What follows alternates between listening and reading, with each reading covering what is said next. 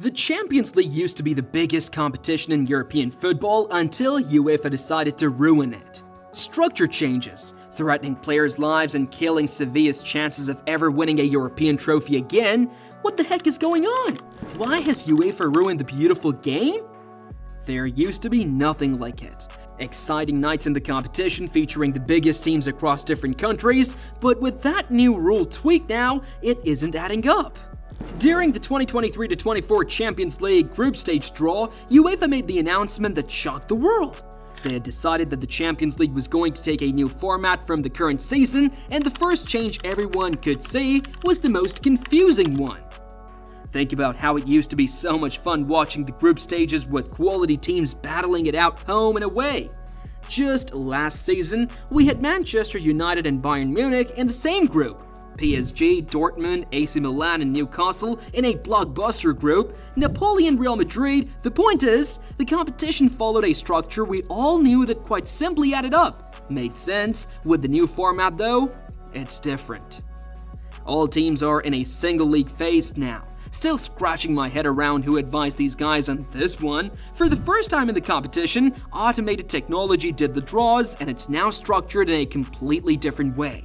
Each team will now compete in a league phase instead of the standard group stage phase, a total of 4 home games and 4 away games. Breaking this down, example, Liverpool beating AC Milan 3-1 at the San Siro means that Milan has no chance of trying to repeat the same result at Anfield because they're not playing there in the competition. It's simple. So now we know they've taken off the group stage. What else is wrong? Well, there's a whole lot more. For the first time, we saw a Champions League group stage game on a Thursday. Now, I don't know about you, but this isn't right. See, the Champions League was exclusively meant to be on Tuesdays and Wednesdays. That's the format we came to know and love, but now they've taken that out and replaced it with this. They did state it was just a one-off thing, and after that, the competition would return to its normal schedule of Tuesdays and Wednesdays. But even with that, it still didn't feel right. The idea with this new change is to create more attractive matches for fans, but what's the point of creating these attractive matches if you can't watch them? Two things immediately stand out here. On the final day of the new Champions League group stage, all matches kick off at the same time. That's Barcelona versus Atalanta, Juventus versus Benfica, and Girona versus Arsenal. Basically, every team plays at the same time. I don't know, man. Sounds like a lot of work just trying to keep up with this one.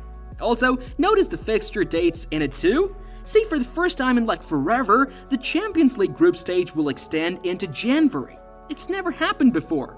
See guys, this could potentially become a serious issue because the European transfer market opens in January too. Previously, teams used to have the option of using the January window to prepare for new signings or players leaving and plan to continue the season. But now, it could be a very hectic situation trying to juggle between a Champions League match and a player potentially leaving the next day. They said it was going to be nothing like it. 20 participating clubs competing annually. 12 already confirmed as the founding members, including the 6 from the Premier League. 15 founding clubs will be guaranteed to compete every season, so they need a further 3 more at this stage. Then 5 further clubs to qualify based on domestic performance.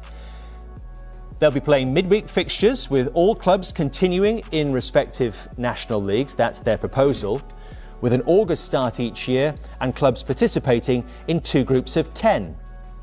8 clubs will progress then to quarter-finals, with the final played in May at a neutral venue, and they say a corresponding Women's Super League will subsequently be launched.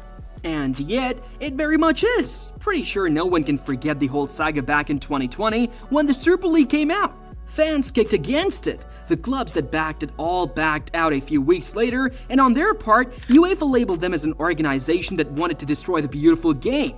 The Super League eventually only lasted a couple of days before more than 70% of the initial teams had pulled out. Every English team backing the competition said they weren't involved in it again.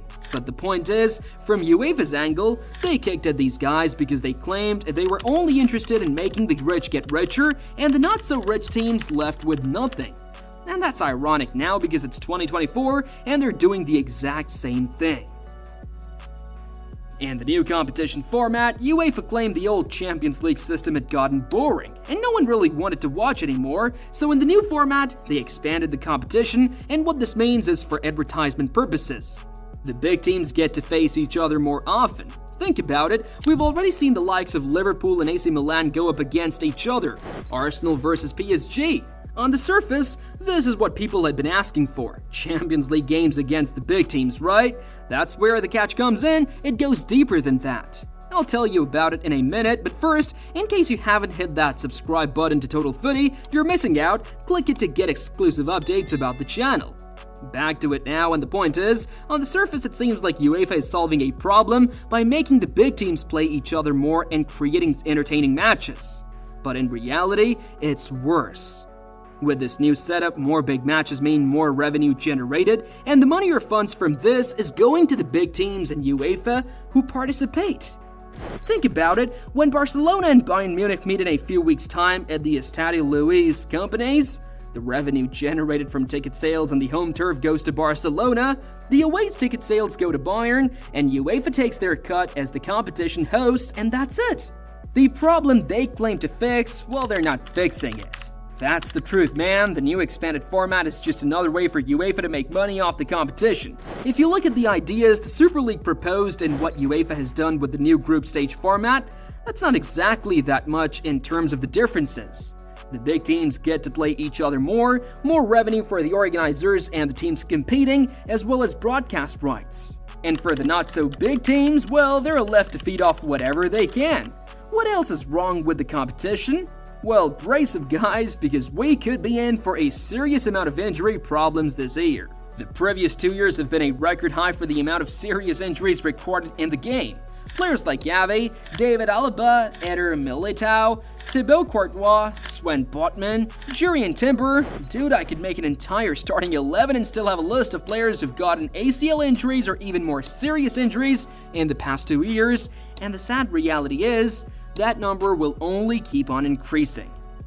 You know, as a footballer, you want to play all the games that are ahead of you, but the schedule is getting busier and busier, and I think if you compare it, for example, from previous years, you know, it's proven that it's getting busier and busier. So, and obviously speaking from our situation in the Premier League, you know, the standard is so high and the games are so difficult, demands are so high, and that's obviously that's what you want. You know, you want to play on the highest level, but you have to be ready each and every game. And I'm not the one that complains, you know, because, you know, we are very blessed, we are very privileged, and I really realize that. But we have to look at how we can also look at the welfare of our players. It's almost as if no one listens to these guys when they complain, because they've been talking since.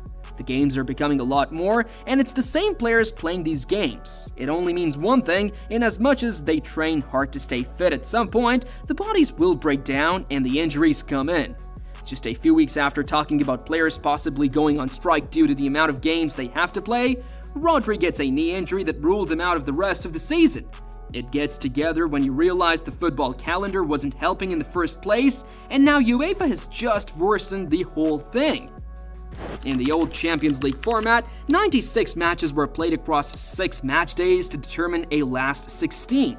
And after the group stages were done, 8 teams who finished third dropped to the Europa League.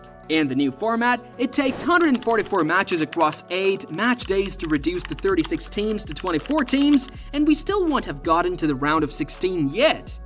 Teams that finish first to 8 in the new format automatically qualify for the round of 16, while the teams that finish 9th to 24th still have to play an extra playoff round to determine who gets to join the others in the round of 16.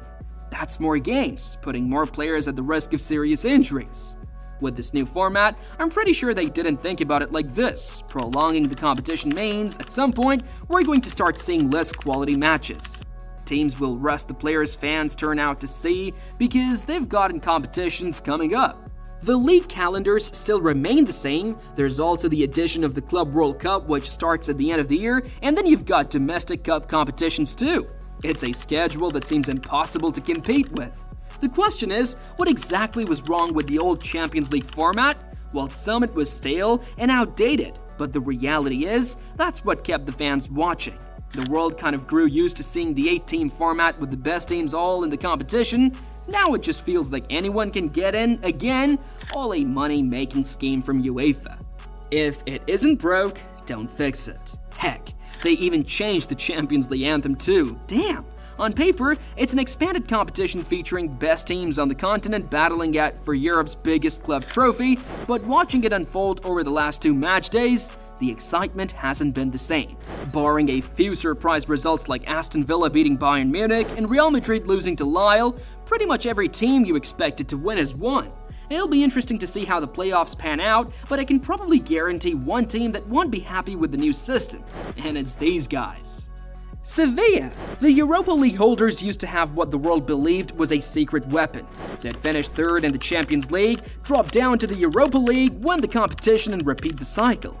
The record of 7 wins in the competition is the most by any team, but with the new format, they might as well kiss it goodbye, because no team from the Champions League drops down to the Europa League anymore. Instead, as we have touched on earlier, the teams that finish 9th to 24th go to the playoffs, while the teams that finish 24th to 36th are completely out of European competitions for that season. Be sure to hit that like and subscribe buttons to the channel for more content.